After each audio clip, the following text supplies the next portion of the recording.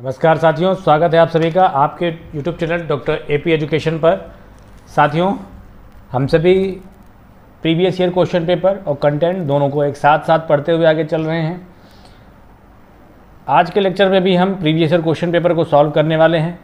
ये लेक्चर किन लोगों के लिए महत्वपूर्ण है, तो अगर आप नेट की तैयारी कर रहे हैं, आप पीजीटी एजुकेशन तैयारी कर रहे हैं, आप हायर एजुकेशन की तैयारी कर रहे हैं, आप का संबंध कहीं से भी शिक्षा शास्त्र विषय से है, सुपर टेट की तैयारी कर रहे हैं, टेट की तैयारी कर रहे हैं, सीटेट की तो ये आपके प्रैक्टिस क्वेश्चन आपके लिए महत्वपूर्ण है और आपकी तैयारी को एक मजबूत दिशा प्रदान करेंगे। तो चलिए आज के लेक्चर को हम लोग प्रारंभ करते हैं और अपनी तैयारी की दिशा में एक कदम और आगे बढ़ते हैं।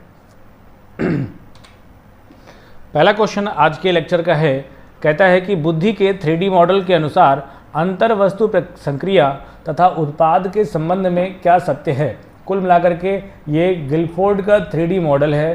क्या है ये साथियों, हम लोग जानते हैं क्या है। गिलफोर्ड का 3D मॉडल है। ठीक, गिलफोर्ड का 3D मॉडल है। किससे संबंधित है? बुद्धि के 3D मॉडल संबंधित है। किससे संबंधित है? पहली बात तो बुद्धि से संबंधित है, एक बात। दूसरा, जो तीन चीज़ें उन्होंने बताई हैं, प्रोडक्ट, ठीक है, कंटेंट और संक्रिया यानी प्रोसेस।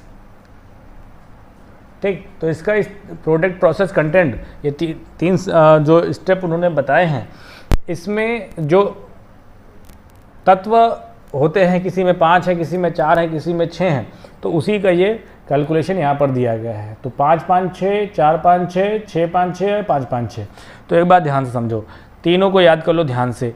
एक होगा, अगर हो यही 3 बनेंगे स्ट्रक्चर, क्योंकि एक बार 120 बताया गया है, एक बार 150 बताए गए हैं और एक बार 180 बताए गए हैं। ठीक है, तो 4 5 6, दूसरा है 5 5 6, ठीक है, और तीसरा है 6 5 6। तो 4 पंचे 20 छक्का 120, 55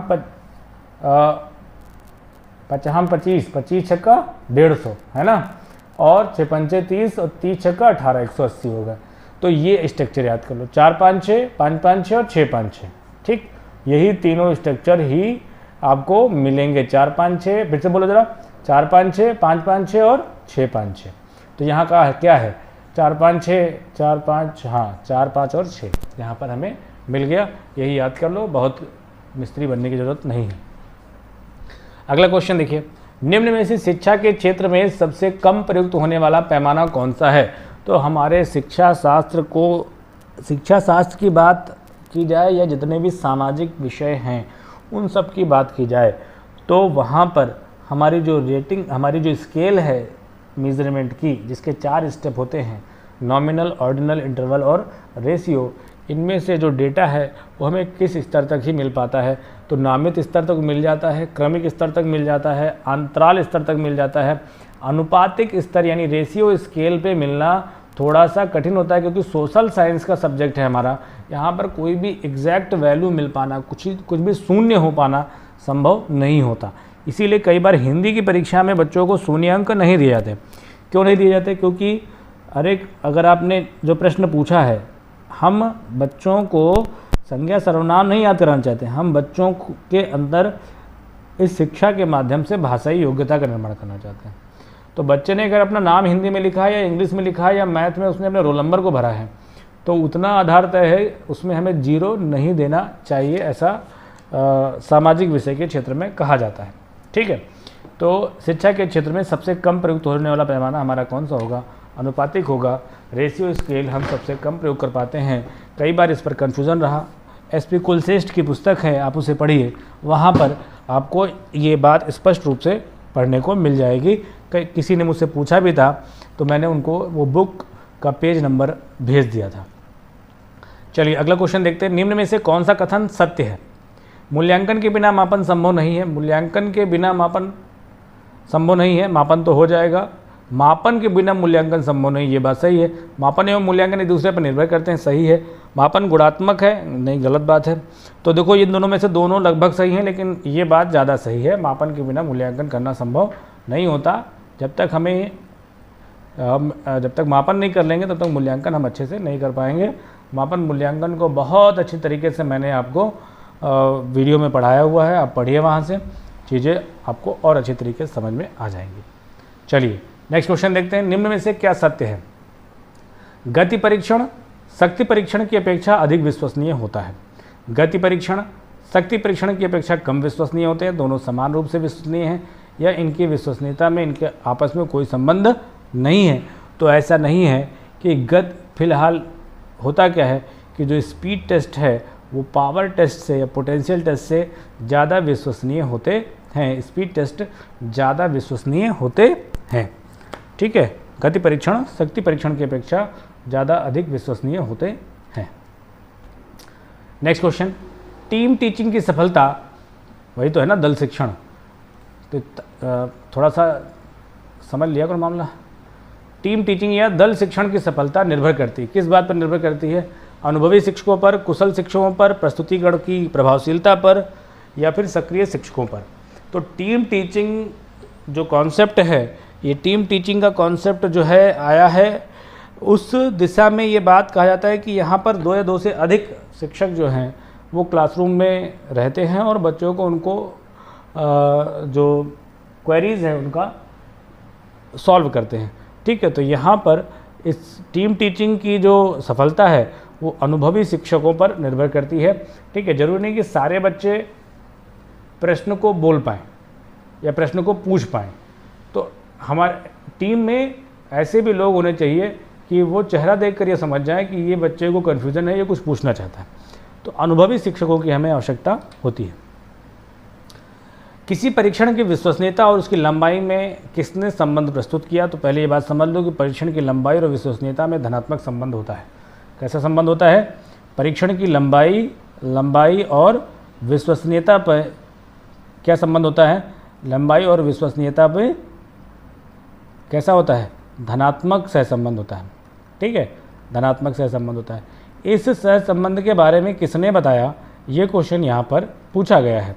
तो कूडर रिचर्डसन ने बताया क्या, स्पीयरमैन ब्राउन ने बताया, या हॉट ने बताया, गिलफर्ड ने बताया? ठीक है, तो आप सभी जानते हो कूडर रिचर्डसन का जो फॉर्मूला है वो विश्वसनीयता ज्ञात करने का है, जिसमें तार्किक समतुल्यता विधि का प्रयोग किया जाता है। स्पीयरमैन ब्राउन ने परीक्षण की लंबाई और विश्वसनीयता के विषय में संबंध बताया है और एक फॉर्मूला भी दिया है, Rn=nr1। ये भी क्वेश्चन पूछा जा चुका है कि परीक्षण की विश्वसनीयता और लंबाई के मध्य स्पीयरमैन ब्राउन का सूत्र निम्नलिखित में से क्या है? तो याद कर लेना आप, Rn=nr1 1 प्लस, मैंने आपको पढ़ाया भी है, n - 1 r1। ठीक है, nr1 nr1 1 plus n - 1 r1। ठीक है, तो ये चीज़ें मैंने आपको वहाँ पर पढ़ा रखी है। अगला क्वेश्चन, निम्न में से कौन दार्शनिक विश्लेषण की विधि नहीं है? निम्न में से कौन दार्शनिक विश्लेषण की विधि नहीं है? तो कौन नहीं है? मनन, संश्लेषण, विश्लेषण या अवलोकन। तो ये तीनों, विश्लेषण, संश्लेषण और मनन, ये सभी दार्शनिक विश्लेषण विधियां हैं। अवलोकन क्या है? ये मनोवैज्ञानिक विधि है ना? ये क्या है? मनोवैज्ञानिक विधि है। आपको मैंने पढ़ाया ना। चलो, समूह अधिगम को निम्न में से किसने महत्व दिया? अगला क्वेश्चन देखते हैं, समूह अधिगम। ठीक है, ग्रुप लर्निंग को निम्न में से किसने महत्व दिया? तो यथार्थवादियों ने, प्रयोजनवादियों ने, प्रकृतिवादियों ने, आदर्शवादियों ने। तो समूह या समाज की ज़्यादातर बातें कौन करता है? तो समाज या समूह की ज़्यादातर बातें प्रयोजनवादी करते हैं, इसीलिए समूह अधिगम के बाद प्रयोजनवादी करेंगे, क्योंकि सामाजिक मूल्यों की जो हस्तांतरण है वो समूह में रहकर ही प्राप्त हो सकती है। नेक्स्ट क्वेश्चन देखते हैं, पियाजे के अनुसार तार्किक चिंतन किस अवस्था में प्रारंभ हो जाता है? तार्किक चिंतन किस अवस्था में प्रारंभ हो जाता है? तो 4 अवस्थाएं हैं, पूर्व, मूर्त और संवेदी पेशी अवस्था, पूर्व संक्रियात्मक, मूर्त संक्रियात्मक या अमूर्त संक्रियात्मक। तो तार्किक चिंतन किस अवस्था में प्रारंभ हो जाता है? तो तार्किक चिंतन हमारा अमूर्त संक्रियात्मक अवस्था में प्रारंभ हो जाता है। ठीक है, वैसे तो मूर्त संक्रियात्मक अवस्था में भी तार्किक चिंतन प्रारंभ हो जाता है, परंतु उनके चिंतन में बारीकी नहीं होती, अनुभव की कमी होती है। ठीक, बुद्धि के तरल क्रिस्टल मॉडल का सिद्धांत किसने प्रस्तुत किया? तो हम जानते हैं कट तथा ये बर्तन लिखा हुआ है, वर्णन है, ठीक है, वर्णन। कैटल ने, स्पीयरमैन ने या थॉर्नडाइक ने? तो बुद्धि का तरल एवं क्रिस्टल मॉडल किसने प्रस्तुत किया है? कैटल महोदय ने प्रस्तुत किया है तरल व ठोस बुद्धि सिद्धांत। किसका है? कैटल। और व्यक्तित्व में कैटल ने क्या दिया है? 16 PF थ्योरी। अधिगम का बंधन सिद्धांत निम्न में से किस पर विश्वास करता है? बंधन सिद्धांत जो बॉन्ड थ्योरी है, बॉन्ड थ्योरी किससे संबंधित बताओ? बॉन्ड थ्योरी किससे संबंधित है? बॉन्ड थ्योरी नकल त्रुटि द्वारा सादृश्यता या सीखना, तो त्रुटि एवं प्रयास यानी आपके थॉर्नडाइक के सिद्धांत से संबंधित है बॉन्ड थ्योरी। यदि स्कूटर चलाना जानने वाला व्यक्ति कार चलाना भी सीख जाता है तो ये क्या कहलाता है? बताओ भाई। ये क्षैतिज अधिगम कहलाता है, ऊर्ध्व अधिकरण कहलाता है, ऊर्ध्व अधिगम अंतरण कहलाता है, बाईलैटरल या द्विपार्श्वीय अधिगम अंतरण कहलाता है, या ऋणात्मक कहलाता है। तो हम जानते हैं जब स्कूटर चलाने लग गया और स्कूटर चलाना जानता है और 4 पहिया चलाना जान गया तो इसे हम क्या कहेंगे? ऊर्ध्व अधिगम अंतरण कहेंगे। इसे क्या कहेंगे हम? लॉन्गिट्यूडनल लर्निंग ट्रांसफ़र कहेंगे। ठीक है, चलो भाई अगला क्वेश्चन देखते हैं। बढ़िया प्रश्न है ये, क्वेश्चन सुपर टेट में आएगा। व्यक्तिगत निर्देशन की समस्याएं प्रायः किससे संबंधित नहीं होती? ठीक है, इंडिविजुअल जो हमारी काउंसलिंग है की समस्या प्रायः किससे संबंधित नहीं होती? तो व्यक्तिगत निर्देशन हम देते क्यों हैं? ठीक, सामाजिक समायोजन, संवेगात्मक समायोजन, स्वास्थ्य समायोजन या वृत्तिक समायोजन? तो वृत्तिक समायोजन से ये संबंधित नहीं है, क्योंकि वृत्तिक समायोजन के लिए हम प्रोफेशनल जो एडजस्टमेंट है इसके लिए हम व्यावसायिक निर्देशन देते हैं। क्या देते हैं? व्यावसायिक निर्देशन देते हैं। बाकी सामाजिक समायोजन, संवेगात्मक या स्वास्थ्य, मैंने आपको ऑफलाइन क्लास में भी पढ़ाया था और बताया था कि जो व्यक्तिक निर्देशन है, देखो 3 प्रकार के निर्देशन होते हैं।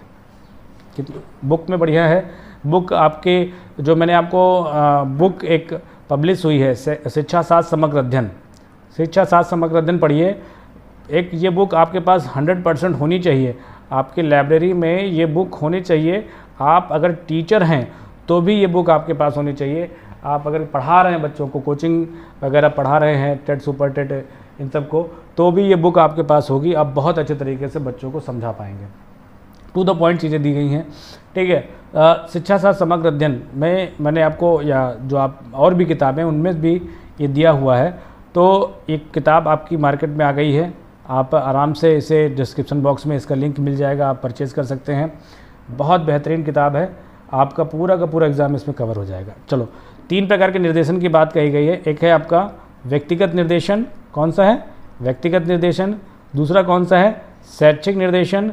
और तीसरा कौन सा है? व्यावसायिक निर्देशन। ठीक, तो ये दोनों बात तो समझ में आती है कि शिक्षा के क्षेत्र में या विद्यालय में दिए जाने वाला निर्देशन क्या कहलाता है? शैक्षिक निर्देशन कहलाता है। व्यावसायिक निर्देशन क्या कहलाता है? बच्चों के व्यवसाय के चुनाव के समय जो कन्फ्यूजन होता है उसके क्षेत्र में व्यावसायिक निर्देशन दिया जाता है। व्यक्तिगत निर्देशन क्यों देते हैं? व्यक्तिगत निर्देशन क्यों देते हैं? बच्चे की अपनी लाइफ है, वो अपने हिसाब से जिएगा। It's my life my rule, है ना, चलता है।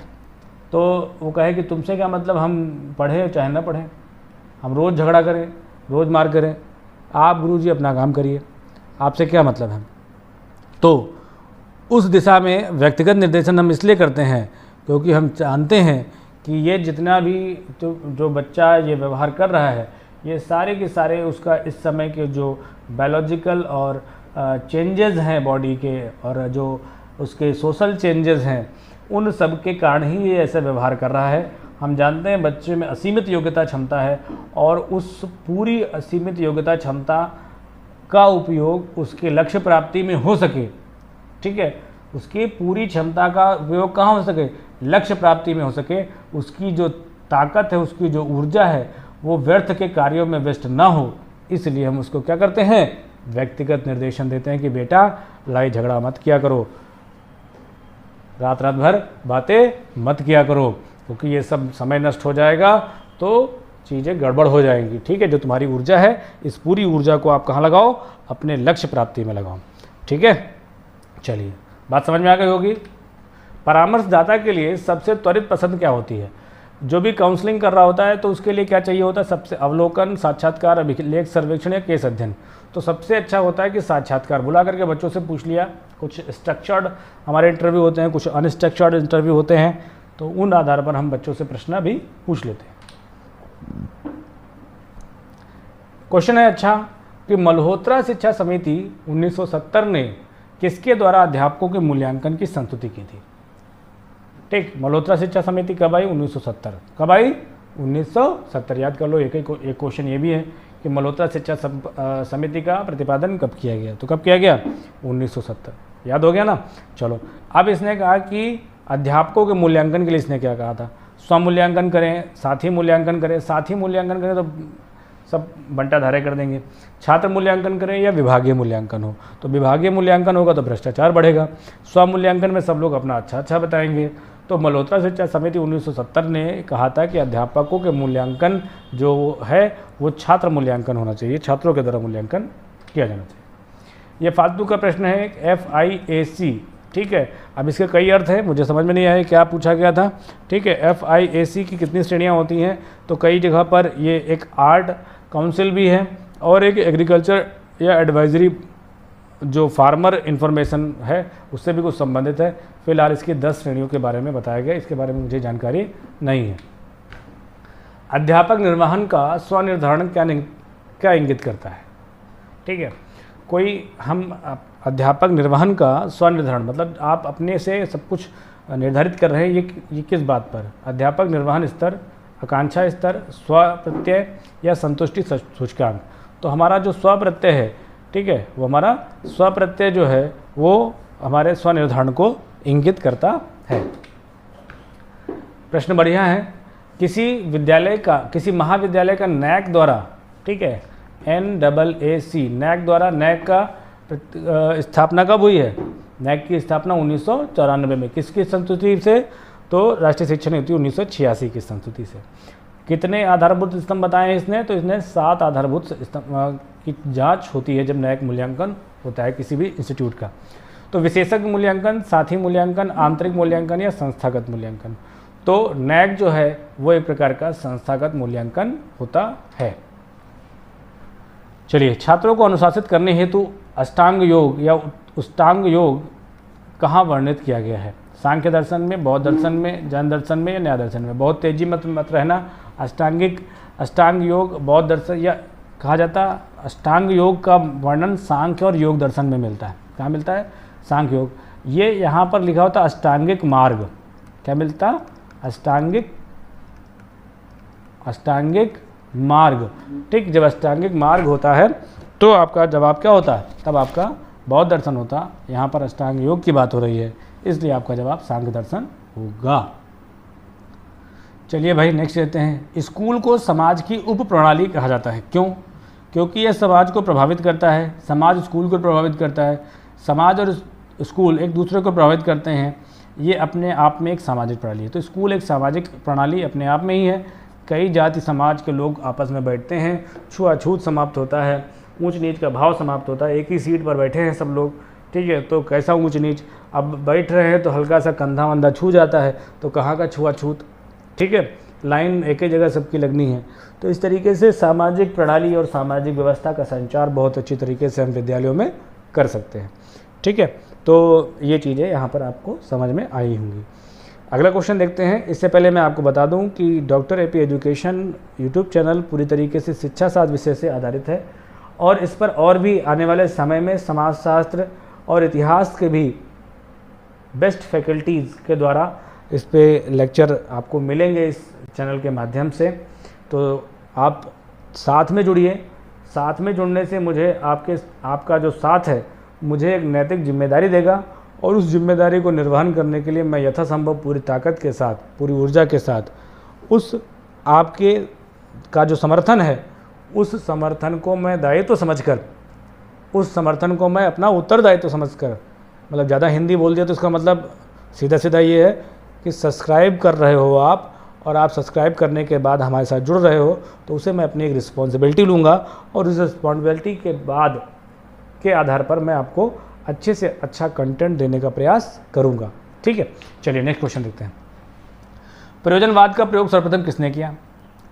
प्रयोजनवाद का प्रयोग, प्रैग्मेटिज्म, सबसे पहले किसने यूज़ किया? William James, Kilpatrick, John Dewey, C.S. Peirce. सबसे पहले किसने? C.S. पियर्स ने। किसने किया? पियर्स वाला साबुन नहीं, ठीक है, C.S. पियर्स।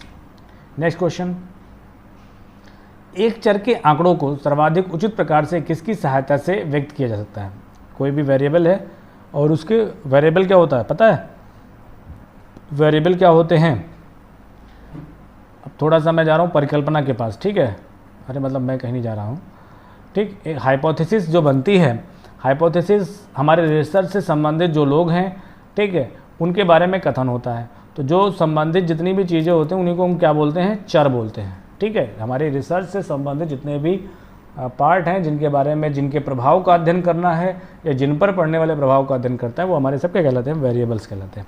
तो वेरिएबल के जो आंकड़े हैं उनको सबसे अच्छी तरीके से किससे व्यक्त करते हैं? तो सरल आवर्ती वृत्त द्वारा इसे व्यक्त किया जाता है। नेक्स्ट क्वेश्चन देखे जाए, बुद्धि और उपलब्धि के मध्य, बहुत बेहतरीन क्वेश्चन है, जान लो, बहुत ज़बरदस्त है। बुद्धि और उपलब्धि के बीच, ठीक है, सही सहसंबंध ज्ञात करने की, बुद्धि और उपलब्धि के मध्य सही सहसंबंध ज्ञात करने की सबसे उपयुक्त मापक क्या होगा? अब बताओ भाई क्या होगा इसका उपयोग? गुणनफल, आघूर्ण, आंशिक सहसंबंध और बहु सहसंबंध या चतुष्कोटिक? तो देखो जरा सा, वैसे अभी आगे आने वाला है एक प्रश्न जहाँ पर सतत और द्विभाजी की बात आएगी। तो जान लो, आपका किसी का भी सहसंबंध ज्ञात करना हो, दो चरों के बीच, अगर हमें दो वेरिएबल्स के बीच हमें सहसंबंध ज्ञात करना है, तो सबसे अच्छा जो हमारा होता है, सबसे उपयुक्त जो होता है, कौन होता है? हमारा सबसे उपयुक्त होता है कार्ल पियर्सन का। किसका? पियर्सन का, स्पीयरमैन वाला नहीं, पियर्सन, कार्ल पियर्सन का प्रोडक्ट मूवमेंट मेथड, ठीक है। कौन सा होता है? प्रोडक्ट मूवमेंट मेथड सबसे अच्छा कहा जाता है, परंतु उसका कैलकुलेशन थोड़ा सा लेंदी होता है, इसलिए हम अलग अलग और मेथड्स का यूज़ करते हैं। तो सबसे उपयुक्त मापक हमारा क्या होगा? गुणनफल आघूर्ण सहसंबंध होगा, प्रोडक्ट मूवमेंट। अब देखो ये जो क्वेश्चन है अगला 24 नंबर का, भारत में नारी आंदोलन की शुरुआत किसने की? तो ये क्वेश्चन तो है कन्फ्यूजिंग, ठीक। अगर यहाँ पर राजा राम मोहन राय का भी नाम हो सकता है और ढोड़ो केशव कर्वे जी का नाम भी हो सकता है, क्योंकि नारी शिक्षा की बात अगर यहाँ पर अगर होगी तो नारी शिक्षा का प्रथम विश्वविद्यालय स्थापित करने का काम किसने किया है? केशव कर्वे महोदय जी ने किया है। लेकिन जो नारी शिक्षा के संबंध में कार्य है वो तो कई लोगों का है, राजा राम मोहन राय का भी है, ज्योतिबा फुले का भी है, ठीक है। तो इन सब के माध्यम से ये क्वेश्चन जाएगा फर्स्ट, और इसमें जो जवाब होना चाहिए राजा राम मोहन राय भी हो सकता है और कर्वे भी हो सकता है। नेक्स्ट क्वेश्चन, पाठ्यक्रम निर्माण के आधारभूत सिद्धांतों में कौन सी बात मुदालियर आयोग द्वारा नहीं कही गई? पाठ्यक्रम निर्माण के संबंध में मुदालियर आयोग द्वारा क्या नहीं कहा गया? अनुभवों में समरसता का सिद्धांत, विषयों में अंतर संबंध, विभिन्नता और प्रत्यास्थता का सिद्धांत और त्रिभाषा सिद्धांत। तो पाठ्यक्रम निर्माण के बारे में त्रिभाषा सिद्धांत की बात नहीं कही गई थी और वहाँ पर इसे अलग तरीके से प्रस्तुत किया गया था, ठीक है, भाषा अध्ययन के रूप में। नेक्स्ट क्वेश्चन देखें,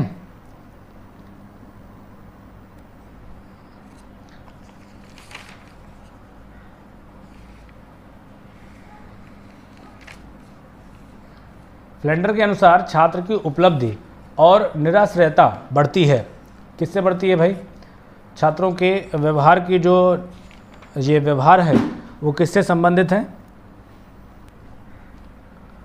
तो आपके अध्यापक के अप्रत्यक्ष व्यवहार से, कि अध्यापक के प्रत्यक्ष व्यवहार से, कि कक्षा में शांति परिस्थिति से, या फिर छात्र क्रिया से? मतलब इसका है क्या, पूछा क्या गया है आपसे कि अध्यापक का कौन सा ऐसा व्यवहार है जो बच्चों के अचीवमेंट पे और उनकी डिपेंडेंसी को कम करता है?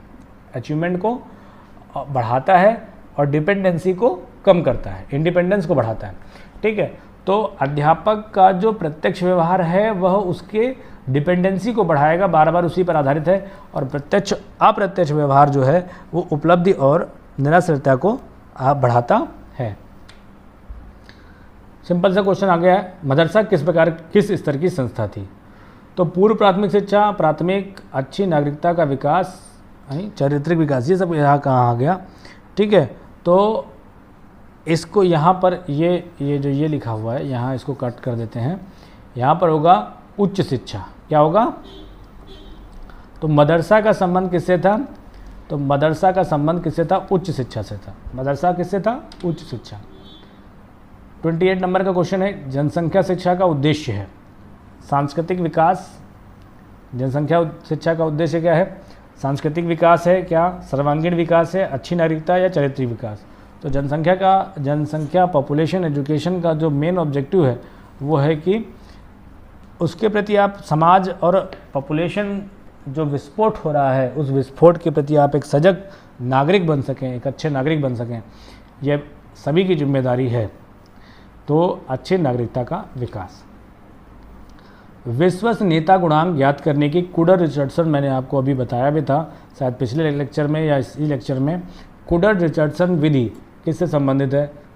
स्प्लिट हाफ यानी अर्ध विच्छेदन, टेस्ट रीटेस्ट यानी परीक्षण पुनः परीक्षण, ठीक समांतर प्रारूप या तर्क युक्त समतुल्यता। तो आपका जो कुडर रिचर्डसन है वो किससे संबंधित है? KR सूत्र जिससे है तर्क युक्त समतुल्यता विधि से संबंधित है। चलिए अगला क्वेश्चन देखें। इस लेक्चर का लास्ट क्वेश्चन है। चैनल के साथ ज़रूर जुड़िए, आपको ज़रूर से ज़रूर इससे फ़ायदा मिलेगा और आपको आगे आपकी पढ़ाई में ज़रूर सहायता मिलेगी और सारे लेक्चर सारा सिलेबस यहाँ से कवर कराया जाएगा। किसने कहा था विद्यालय एक सामाजिक संस्था है? गांधी जी ने कहा, टैगोर जी ने कहा, जॉन डीवी ने कहा या विवेकानंद ने कहा? तो हम जानते हैं विद्यालय एक सामाजिक संस्था है, ये कहने वाले जॉन डीवी महोदय थे। तो आज के लेक्चर में हम लोगों ने भी एक बहुत महत्वपूर्ण प्रश्नों को पढ़ा और अपने लक्ष्य की ओर एक कदम और आगे बढ़े। इसी तरीके से धीरे धीरे एक एक स्टेप हम लोग आगे बढ़ेंगे और ध्येय पथ का शिखर अब दिखने लगा है, उसे हम ज़रूर प्राप्त कर लेंगे। तब तक के लिए धन्यवाद।